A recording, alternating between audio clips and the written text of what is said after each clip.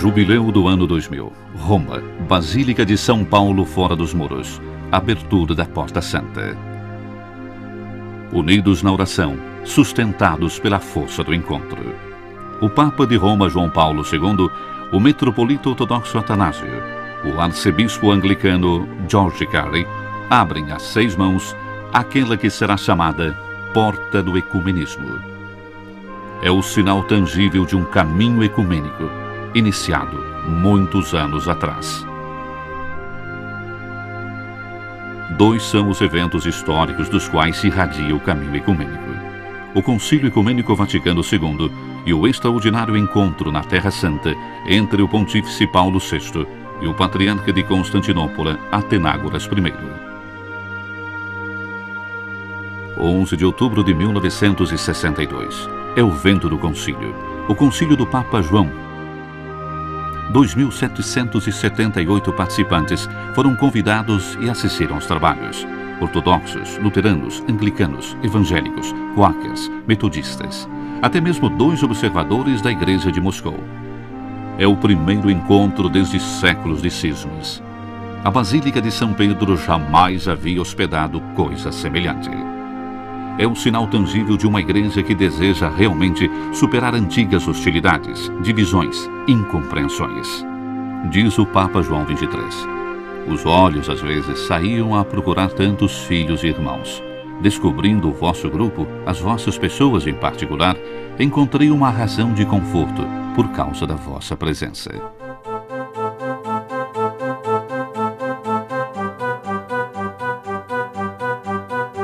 5 e 6 de janeiro de 1964.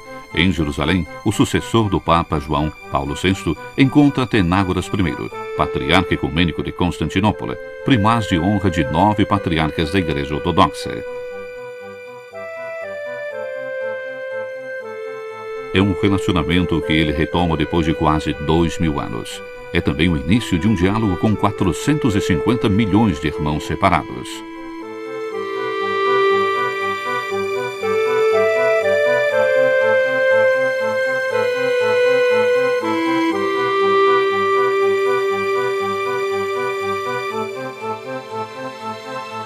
Benedicat vos omnipotens Deus, Pater, et Filius, et Spiritus Sanctus. Amém. Emoção, comoção, esperança. Agradecimento e oração caracterizam aquele encontro e, sobretudo, toca-se com a mão a consciência de construir um evento histórico e, juntos, não retroceder no caminho do diálogo entre tantos irmãos em Cristo.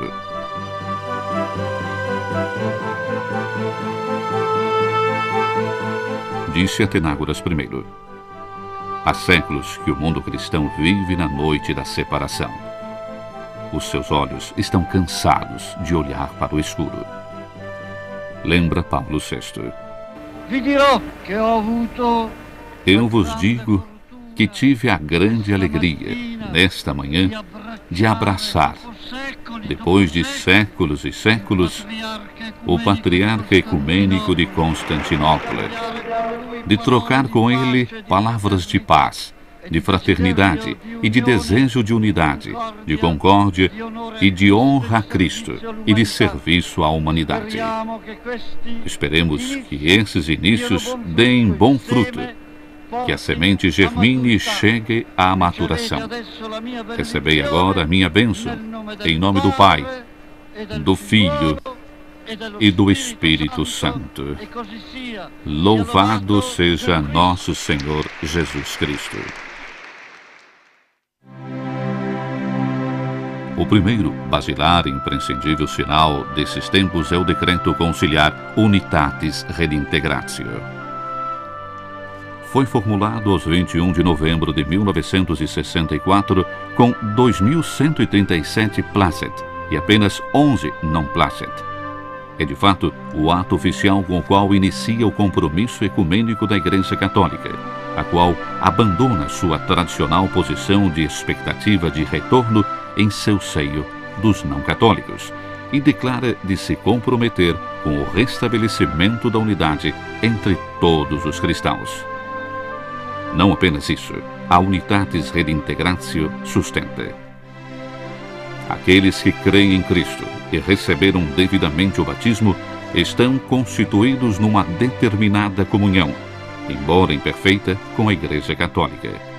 Os católicos, portanto, devem saber reconhecer e apreciar os valores autenticamente cristãos presentes em outras igrejas. A Unitatis Redintegratio reconhece, pois, oficialmente, pela primeira vez, o valor do movimento ecumênico já existente fora da Igreja Católica. Considera ainda o ecumenismo como fruto de uma verdadeira conversão por parte da Igreja e um solícito compromisso por parte dos católicos de estudar, rezar para crescer o conhecimento com os não católicos. No decreto se reconhece, enfim, que as separações e algumas cisões se realizaram não sem culpa de homens de ambas as partes. O próprio Paulo VI diz: se alguma culpa nos fosse imputável por tal separação, por ela nós pedimos humildemente perdão a Deus. Esse foi o ponto de partida na longa, difícil, mas irrenunciável estrada do ecumenismo. Poucos meses depois daquele histórico documento, de 25 a 27 de agosto de 1965, inicia o diálogo teológico entre a Igreja Católica e a Federação Luterana Mundial, com o encontro do Grupo Misto em Estrasburgo. Finalmente, o processo de conhecimento recíproco foi iniciado. Teólogos, religiosos, homens de cultura deixam de lado desconfianças e suspeitas e se encaminham pela estrada do diálogo, de uma experiência comum de fé e de oração. Oscar Cullmann, pastor aposentado francês, professor da Universidade de Basileia e da Sorbonne, é um deles. Afirma: é um privilégio particular ter participado como hóspede pessoal e observador protestante do Concílio Vaticano II e ter vivido o dia a dia dos padres conciliares.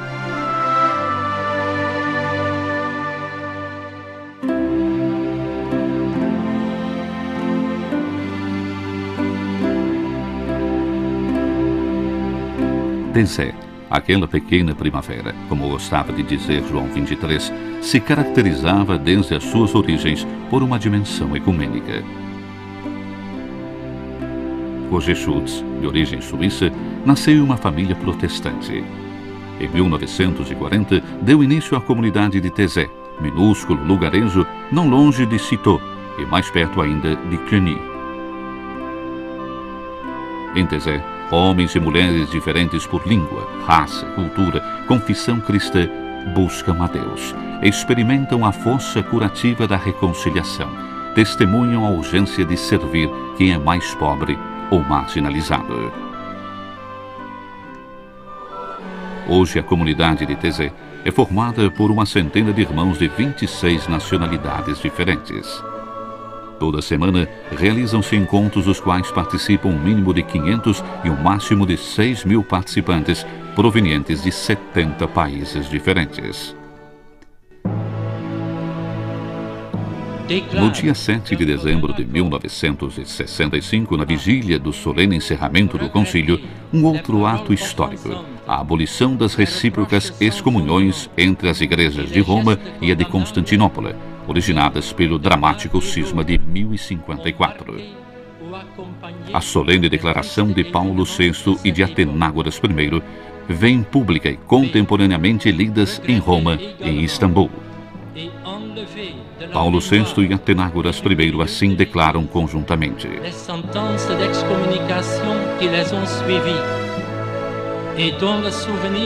queremos cancelar da memória e do seio da Igreja as sentenças de excomunhões de 1054, cuja recordação foi, até os dias de hoje, um obstáculo à aproximação na caridade, e relegá-la ao esquecimento. Do Oriente ao Ocidente, o caminho ecumênico é como uma antiga estrada que atravessa e une a moderna Europa.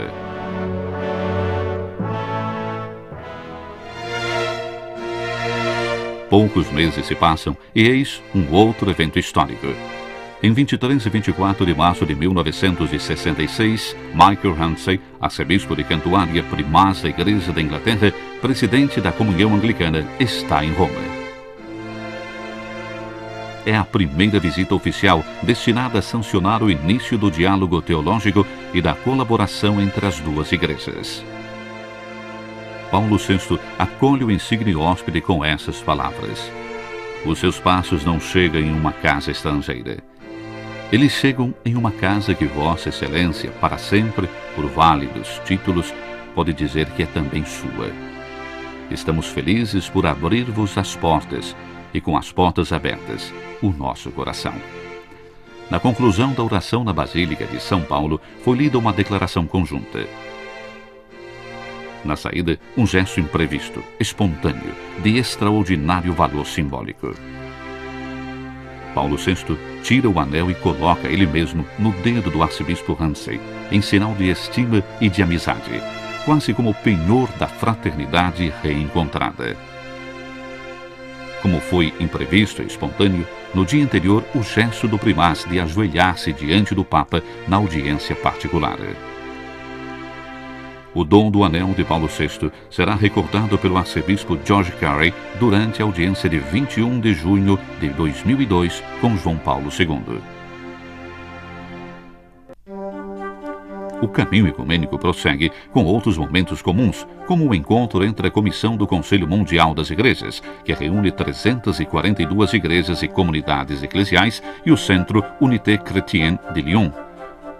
O objetivo é preparar a Semana de Oração pela Unidade dos Cristãos. Ou como o primeiro encontro em Aricia entre a Igreja Católica e o Conselho Metodista Mundial.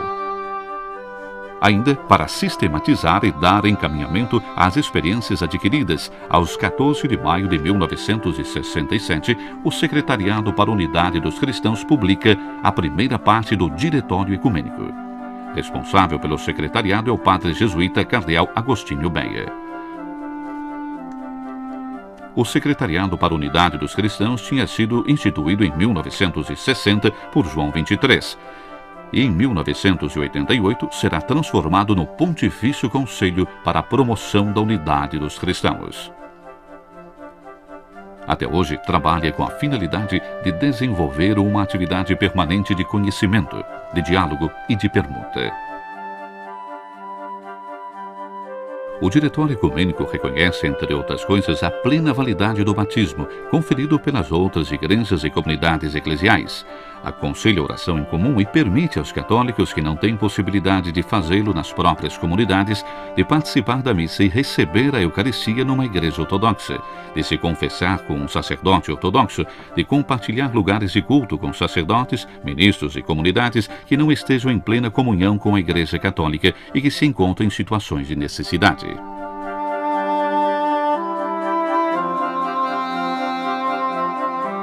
O diálogo continua. De 3 de maio de 1967, Paulo VI encontra na Capela Sistina o Catholicos Corém I, patriarca da Igreja Apostólica Armênia.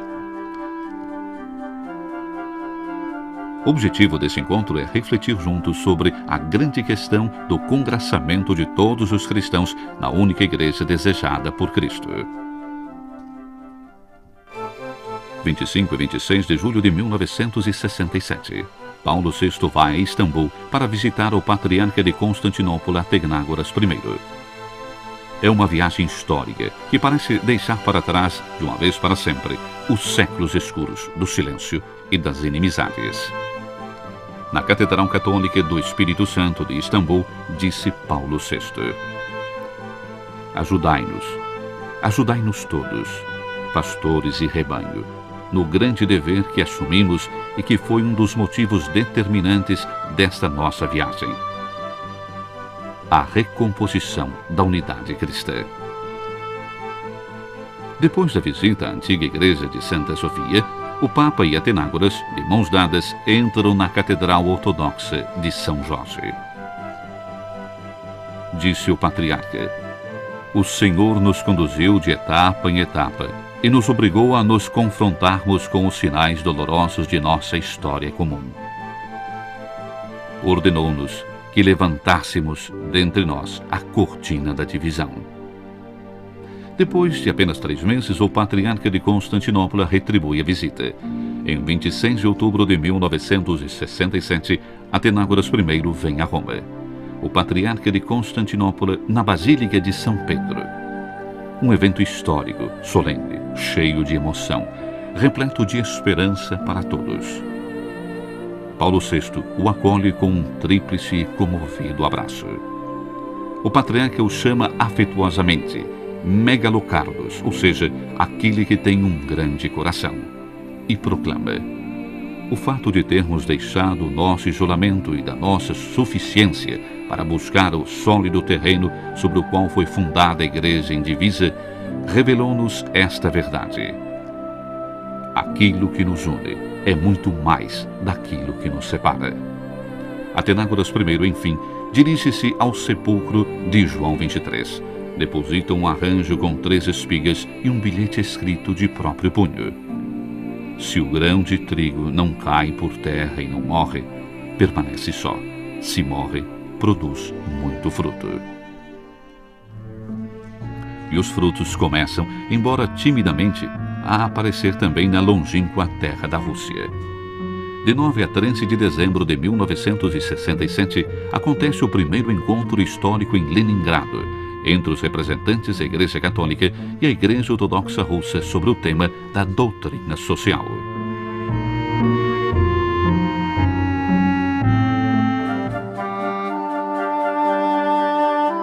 E em julho de 1968, ainda outra primeira vez. Pela primeira vez, uma delegação católica participa da Assembleia Geral do Conselho Mundial das Igrejas, realizado em Uppsala.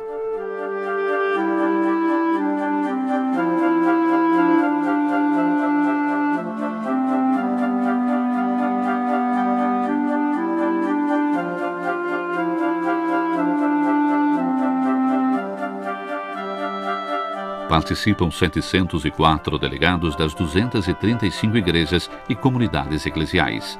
Da delegação enviada pelo Papa Montini, fazem parte, na qualidade de observadores, entre outros, Dom Willy Brandt e Padre Roberto Tucci. A intervenção de Padre Tucci é muito esperada. Pela primeira vez toma a palavra um membro da Igreja Católica. Nesta Assembleia, oficializa-se a participação de 9 teólogos representantes da Igreja Católica. Entre os relatores, é previsto também uma participação de Martin Luther King sobre problemas sociais da Igreja e sobre o racismo. Mas o reverendo batista Martin Luther King foi assassinado em Memphis 3 meses antes do início da Assembleia. O seu sonho foi cancelado no dia 4 de abril de 1968.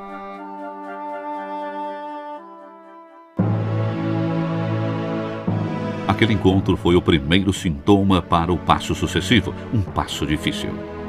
10 de junho de 1969, Paulo VI visita, em Genebra, a sede do Conselho Mundial das Igrejas, órgão de colaboração entre as igrejas e as comunidades eclesiais ortodoxas, anglicanas e protestantes.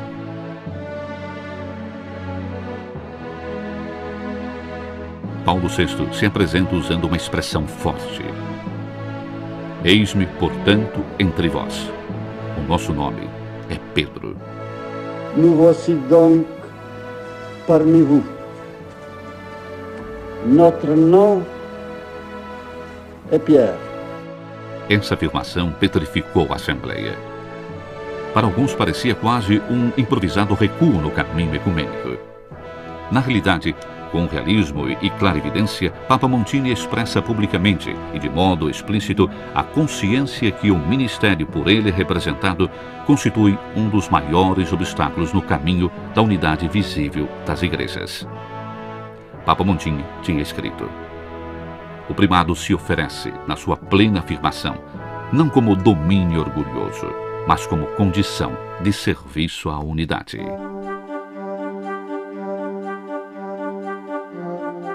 No entanto, os momentos de reflexão e de diálogo continuam a se intensificar.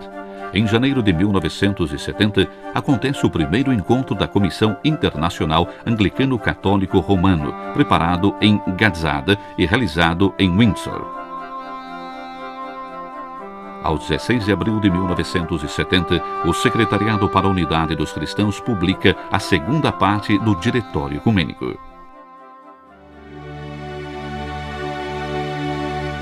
Em 9 de maio de 1970, chega em Roma o Catolicós de todos os armênios, Vasquin I.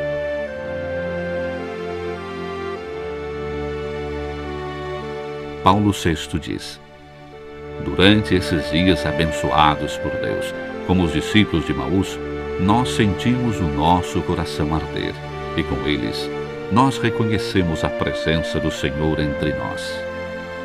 É em seu nome e é para o serviço da sua igreja que nos encontramos.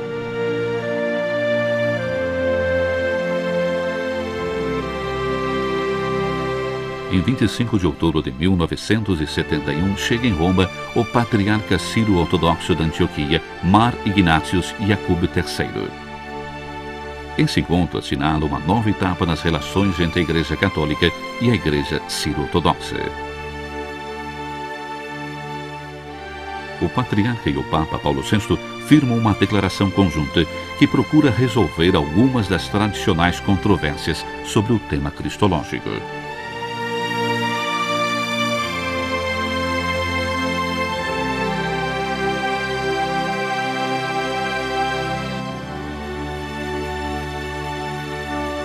Em 10 de maio de 1973, Paulo VI assina com Xenúlio III, Papa de Alexandria e Patriarca da sede de São Marcos, Igreja Copto-Ortodoxa do Egito, uma histórica declaração.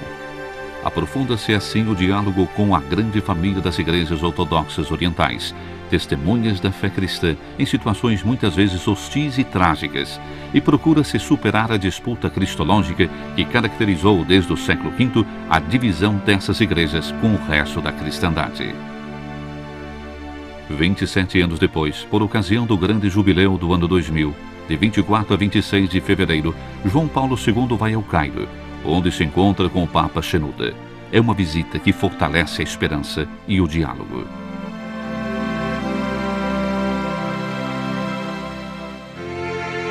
Em 14 de dezembro de 1975, chega a Roma uma delegação oficial do Patriarcado Ecumênico de Constantinopla, dirigida pelo metropolita Melitão. O encontro entre Melitão e Paulo VI passará para a história. No final da celebração eucarística, Paulo VI se aproxima do metropolita e lhe beija os pés. É um gesto inesperado e inusitado. Os que estavam presentes ficam surpresos, admirados. Segue-se um prolongado aplauso.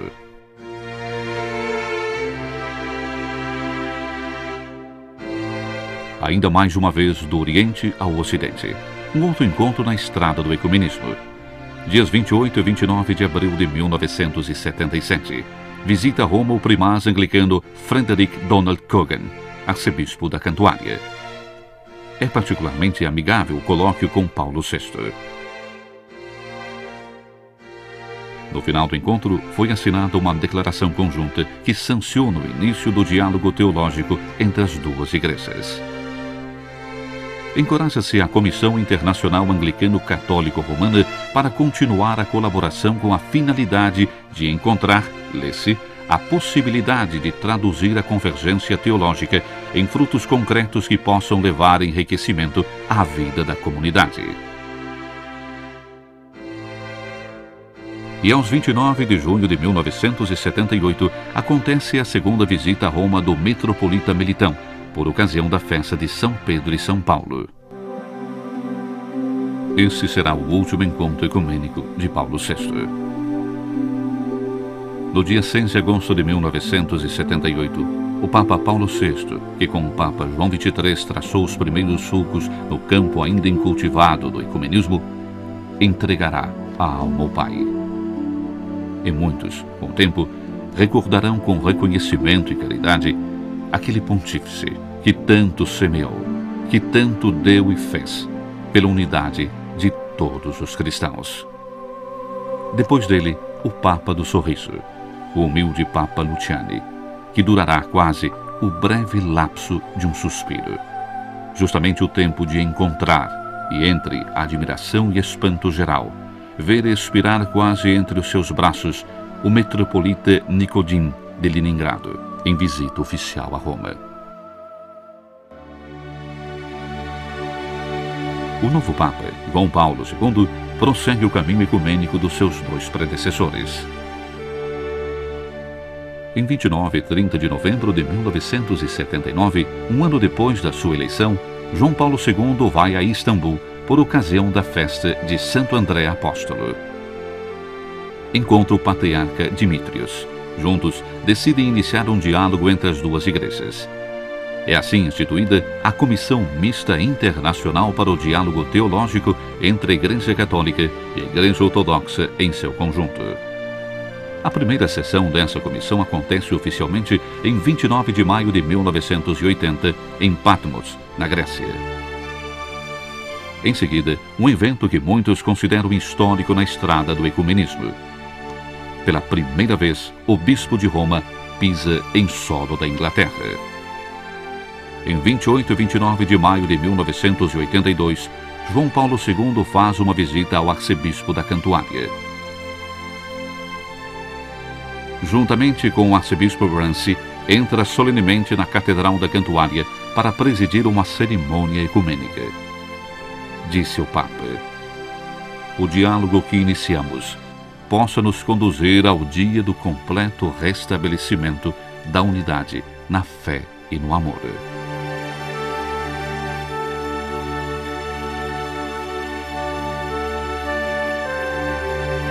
12 de junho de 1984. Visita de João Paulo II a Genebra. Disse: o simples fato da minha presença aqui entre vós, como bispo de Roma, em visita fraterna à sede do Conselho Mundial das Igrejas, é um sinal dessa vontade da Igreja Católica de favorecer a unidade e a busca de uma plena unidade dos cristãos. Em seguida, João Paulo II não deixa de fazer também uma visita ao Centro Ortodoxo do Patriarcado Ecumênico de Chambézy, que desenvolve naqueles anos difíceis para o Patriarcado Ecumênico e para a Igreja Católica, limitadas na sua liberdade e no seu testemunho evangélico, uma importante função de ligação e de contato com a Igreja Católica. Naqueles mesmos dias, chega a Roma o patriarca Ciro-Ortodoxo de Antioquia de todo o Oriente, Mar Ignatius Zaca Iuás I. É assinada uma importante declaração conjunta na qual, entre outras coisas, se sublinha a urgência do testemunho cristão comum diante do desafio do materialismo que depaupera o homem contemporâneo.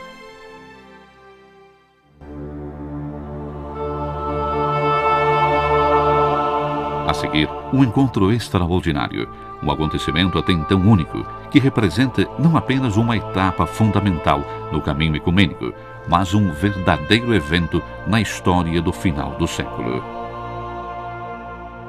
É 27 de outubro de 1986. O Papa João Paulo II convida para vir a Assis os representantes das maiores igrejas cristãs e das grandes religiões para uma oração conjunta pela paz. Participam 50 representantes das igrejas e das comunidades eclesiais, além dos católicos, e 60 representantes das outras religiões mundiais. É o primeiro encontro de oração de tal amplidão, seja pelo número como pela variedade dos delegados, durante o qual os cristãos e os representantes das outras religiões rezam separadamente, mas no mesmo espírito.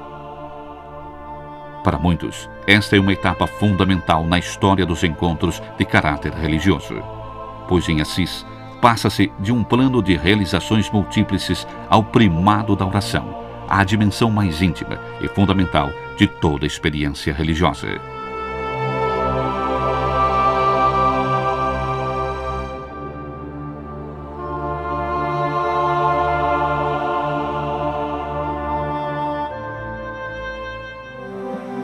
Do Oriente ao Ocidente, do Norte ao Sul do mundo, o caminho ecumênico prossegue na África. Em 12 de setembro de 1988, o Zimbábue hospeda o encontro ecumênico de oração. O encontro se realiza na Catedral Anglicana de Bulawayo.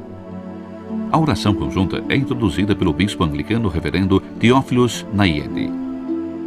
João Paulo II diz: sobretudo nos últimos 30 anos, O Espírito Santo suscitou no coração dos crentes o arrependimento pelos erros do passado, o desejo novo de superar as divisões, o entusiasmo renovado para trabalhar juntos como irmãos e irmãs na vinha do Senhor.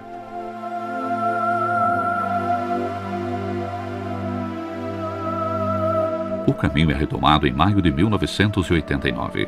Em Basileia acontece a primeira Assembleia Ecumênica Europeia entre o Conselho das Conferências Episcopais da Europa e o Conselho das Igrejas Europeias sobre o tema Justiça, Paz e Proteção da Criação. O encontro se desenvolve poucos meses antes da queda do Muro de Berlim. Para muitos observadores, essa Assembleia Ecumênica assume um valor simbólico, quase profético. Depois de um caminho ainda difícil, os dois organismos assinarão em Estrasburgo, aos 22 de abril de 2001, a Carta Ecumênica, contendo as linhas mestras para o crescimento da colaboração entre as igrejas na Europa.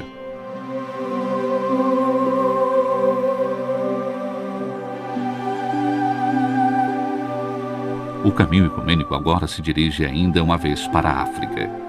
Aos 10 de fevereiro de 1993, em Khartoum, no Sudão, João Paulo II encontra os representantes coptas e protestantes das religiões tradicionais e do Islã.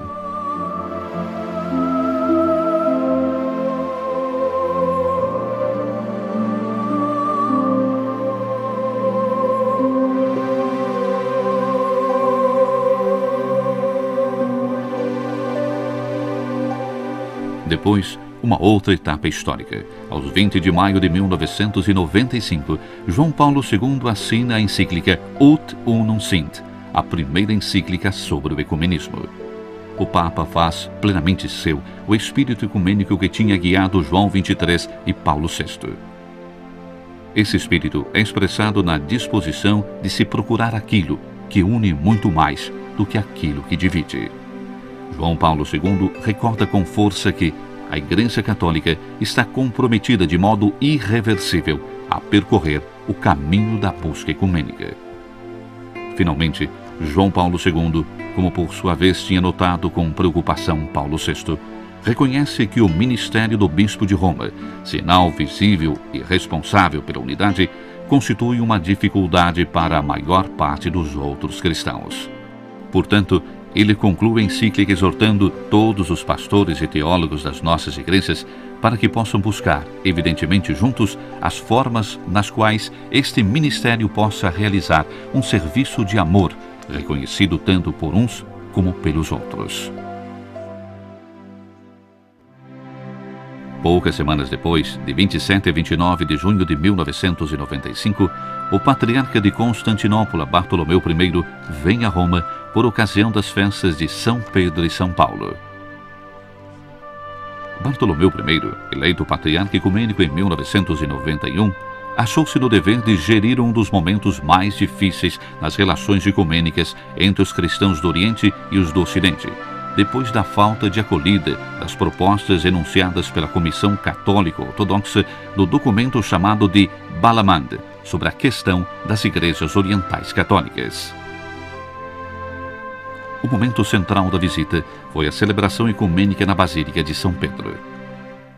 O Papa assim se dirige ao patriarca de Constantinopla.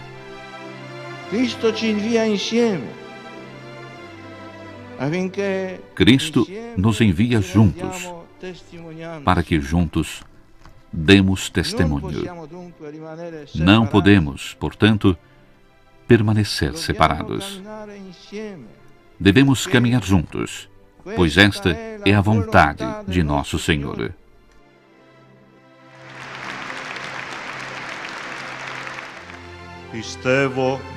No final da homilia, o Papa, juntamente com o patriarca, recitaram em grego a profissão de fé.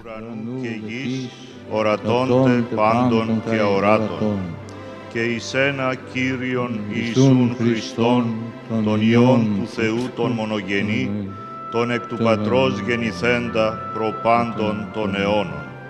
Φως εκ φωτός, Θεόν αληθινών εκ Θεού αληθινού, γεννηθέντα ου ποιηθέντα, ομοούσιον το Πατρί, διού τα πάντα εγένετο. Depois, o patriarca, dirigindo-se aos fiéis, assim os exorta: Abbiate coraggio. Tende coragem. Deus ama o mundo, ama o homem, ama a vida. Amemo-nos também nós, uns aos outros, na verdade. E o Deus do amor, da paz e da unidade estará sempre conosco. Amém.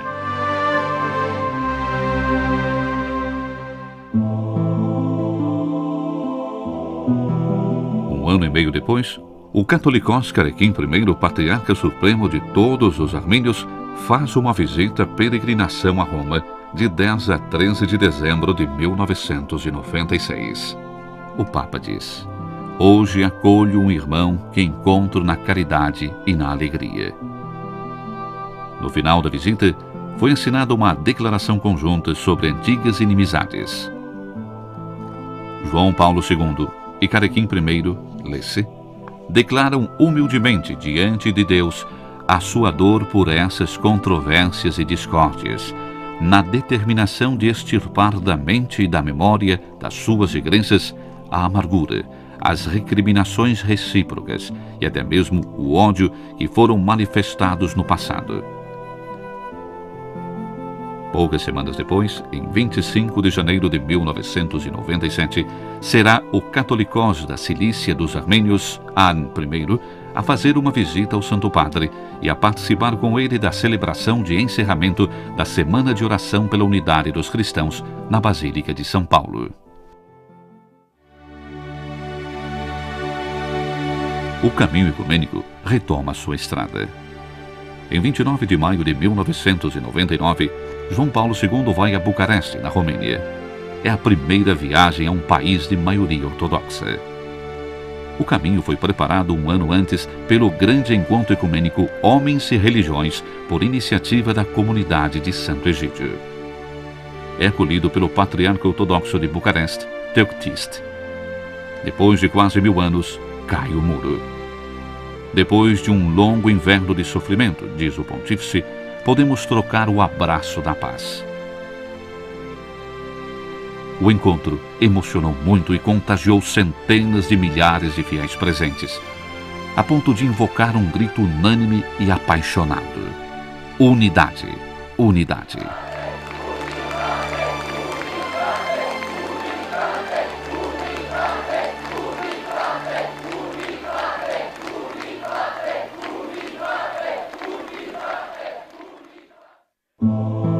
Do Oriente ao Ocidente. 31 de outubro de 1999, é oficializada a Declaração Conjunta da Federação Luterana Mundial e da Igreja Católica sobre a doutrina da justificação.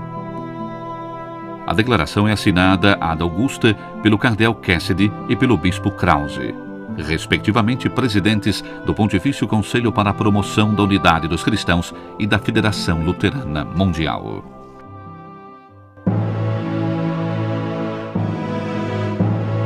Depois, um outro evento que permanecerá histórico no já longo caminho do ecumenismo. 18 de janeiro de 2000. Abertura às 6 mãos da Porta Santa do Jubileu do ano 2000, na Basílica Romana de São Paulo, fora dos muros. Está presente um grande grupo de delegados fraternos representando 22 igrejas e comunidades eclesiais. Dentre eles, o presidente da Federação Luterana Mundial, bispo Krause, os representantes do Conselho Metodista Mundial e do Conselho Ecumênico das Igrejas. Terminada a leitura do texto preparado, o Papa recorda, improvisando, o grito do povo durante a sua visita a Bucareste. Unidade, unidade. Unidade, unidade. Esse grito, que ouvi em Bucareste durante a minha visita, volta a mim como um forte eco. Unidade, unidade, gritava o povo reunido durante a celebração eucarística. Todos os cristãos, católicos e ortodoxos, protestantes e evangélicos, todos gritavam juntos: unidade, unidade. Graças a esta voz, por causa dessa voz novamente consoladora dos nossos irmãos e das nossas irmãs. Talvez também nós possamos sair desta basílica gritando como eles. Unidade, unidade, unidade, unidade. Unity. Unity. Thank you. 2 meses depois, em 12 de março de 2000, uma outra jornada histórica. São Pedro, Liturgia do Perdão. Toda a Igreja Católica, em oração com o sucessor de Pedro, pede perdão de joelhos diante de Deus. Diz João Paulo II. Com grande inspiração, como sucessor de Pedro, peço que nesse ano da misericórdia, a Igreja se ajoelhe diante de Deus e implore o perdão pelos seus pecados, passados e presentes, dos seus filhos. E conclui: perdoemos e peçamos perdão. Entre os pecados pelos quais foi pedido perdão estão aqueles que diziam respeito à unidade do corpo de Cristo, minando a unidade dos cristãos.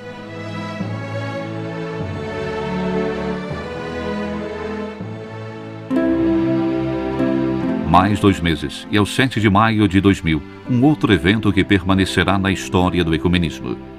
A celebração ecumênica no Coliseu, para lembrar o sacrifício das testemunhas da fé do século XX. Diz João Paulo II. Em nosso século, voltaram os mártires. O testemunho dado a Cristo com o derramamento do sangue tornou-se patrimônio comum de católicos, ortodoxos, anglicanos e protestantes. Aderiram mais de 30 delegações de outras igrejas e comunidades eclesiais. O aspecto particular do evento ecumênico é sublinhado por uma série de 16 leituras de testemunhos. Juntamente com os diversos testemunhos católicos dos 5 continentes, foram lidas também histórias de testemunhos de outras igrejas e comunidades eclesiais. Eis, estes santos sem fronteiras proclamaram com o seu martírio e numa única voz a fé e o amor em um só Senhor, Jesus Cristo.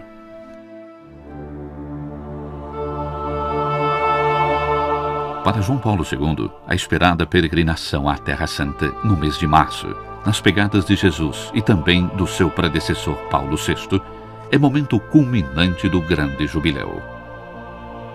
Ela termina com a visita à Basílica, que os ocidentais chamam de Santo Sepulcro e os orientais Anástasis, o lugar da morte e da ressurreição de Jesus, conservado há séculos, não sem tensões, por cristãos das diversas confissões.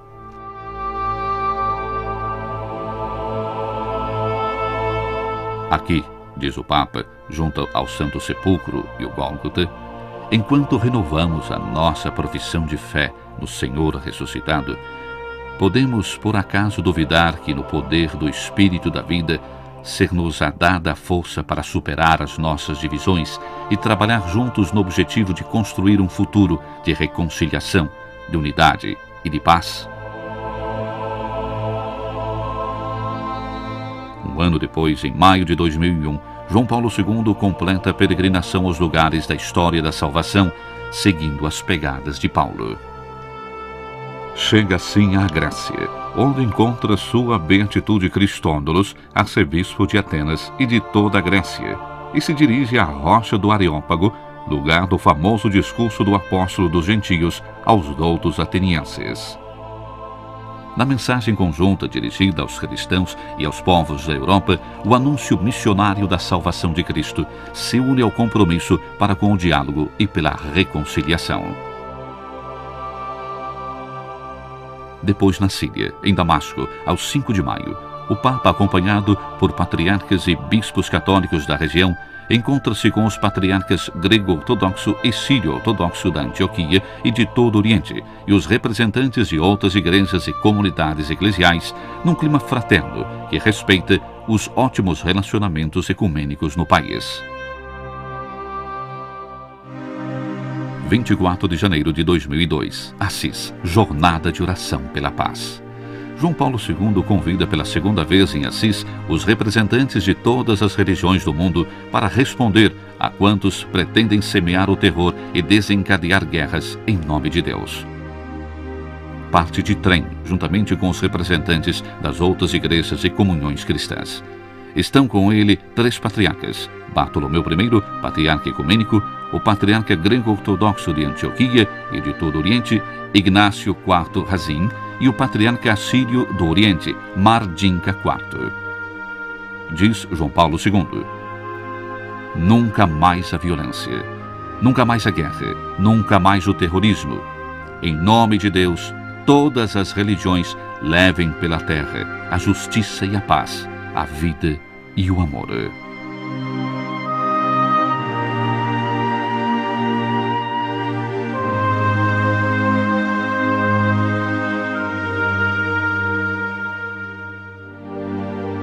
O caminho ecumênico prossegue. 23 a 25 de maio de 2002. João Paulo II vai à Bulgária e se encontra com o patriarca Maxim.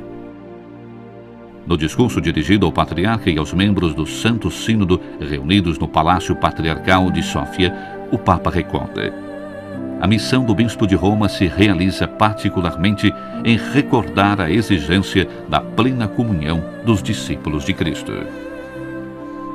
A viagem se conclui com a visita ao mosteiro de Hila, o mais conhecido e venerado da Bulgária, declarado pela Unesco Patrimônio da Humanidade. João Paulo II é recebido pelo ancião igúmeno Ioan. Ioan tinha conhecido Karol Wojtyła durante o concílio, ao qual tinha participado como observador. O igúmeno Ioan, o amigo dos tempos do concílio, aguardou João Paulo II com grande emoção no ingresso da Igreja da Natividade.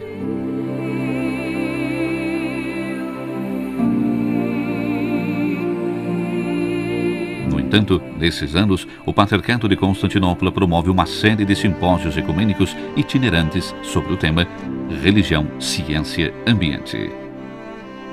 Durante o quarto desses simpósios, dedicado ao Mar Adriático, em 9 de junho de 2002, o patriarca Bartolomeu desembarca em Ravenna.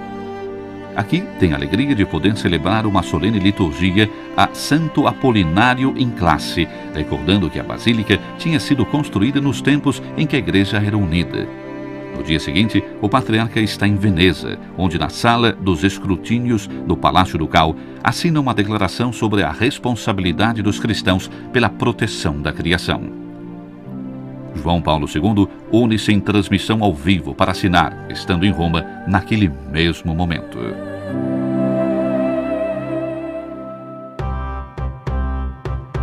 Ainda uma vez do Oriente ao Ocidente.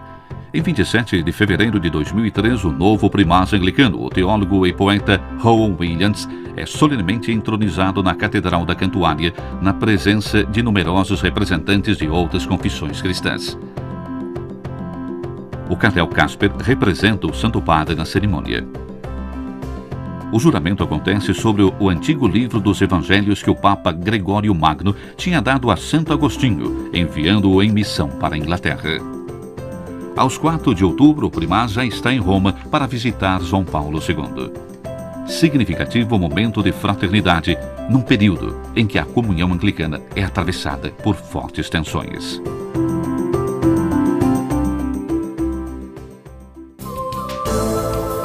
Maio de 2004. O ecumenismo não vem somente de cima, mas também da base. Num período em que as discussões sobre a intercomunhão são particularmente intensas entre os católicos de língua alemã, e é exatamente na Alemanha, em Stuttgart, que se encontram os representantes de 150 movimentos pertencentes às diversas confissões cristãs. Focolare de Chiara Lubich, Santo Egídio, de André Riccardi, Schoenstatt. Grupos protestantes e ortodoxos firmam juntos o seu compromisso na grande construção da unificação da nova Europa.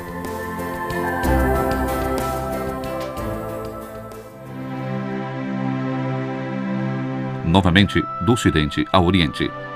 Depois das dificuldades nos relacionamentos entre a Igreja Católica e a Igreja Ortodoxa Russa, chega-se a uma clareira cujo sinal é o retorno à Rússia do ícone da Mãe de Deus de Kazan. Em 28 de agosto de 2004, em Moscou, realiza-se a cerimônia da entrega da Sagrada Imagem. Naquele dia se celebra, no calendário ortodoxo, a festa da Dormição de Maria.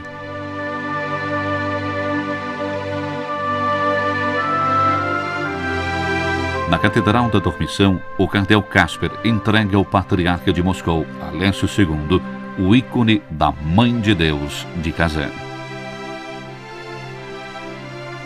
Tomam parte da delegação também o fratel Enzo Bianchi, prior do mosteiro de Bosé, e o professor André Riccardi, fundador da comunidade de Santo Egídio.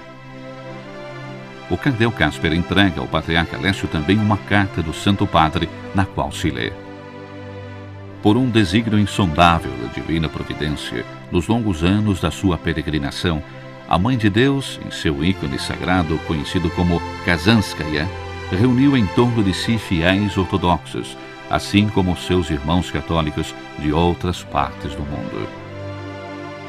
O bispo de Roma rezou diante desse ícone sagrado, implorando que chegue o dia em que seremos todos unidos, e no qual poderemos proclamar ao mundo, a uma só voz e na comunhão visível, a salvação de nosso único Salvador e a sua vitória sobre todas as forças maléficas e ímpias que trazem o dano à nossa fé e ao nosso testemunho de unidade.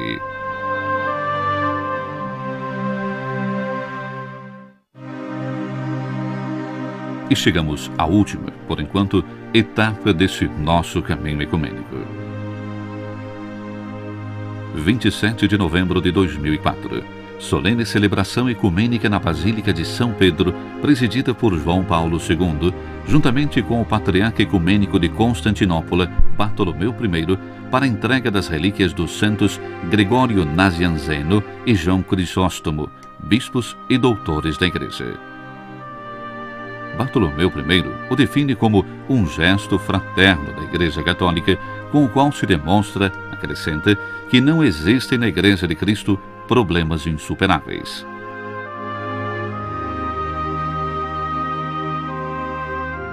Relíquias de santos seja para Roma que para Constantinopla, enquanto expressão da Igreja indivisa, mas de particular significado para os orientais.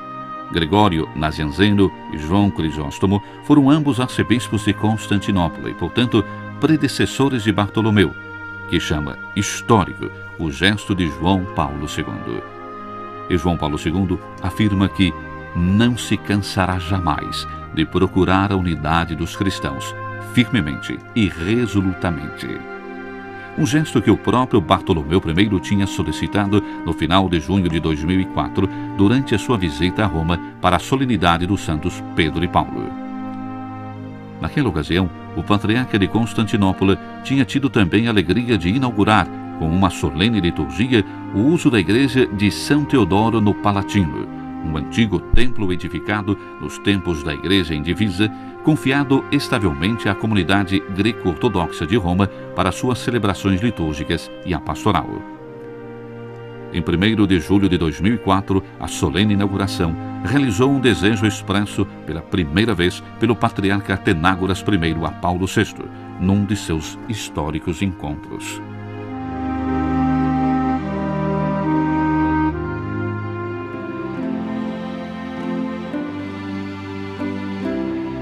Portanto, chegamos ao término dessa nossa viagem. Mas, saibamos, esta é somente a etapa mais recente. É somente a momentânea chegada do longo caminho ecumênico que se iniciou naquele 21 de novembro de 1964 com a promulgação do decreto Unitatis Redintegratio, e que se tornou com o tempo a estrada principal em direção à reencontrada unidade de todos os irmãos, em nome de Cristo. Aquela unidade pela qual o próprio Cristo rezou. Não peço somente por estes, mas também por aqueles que, por sua palavra, crerão em mim, para que todos sejam um, como tu, Pai, és em mim e eu em ti. Sejam também eles uma só coisa, para que o mundo creia que tu me enviaste.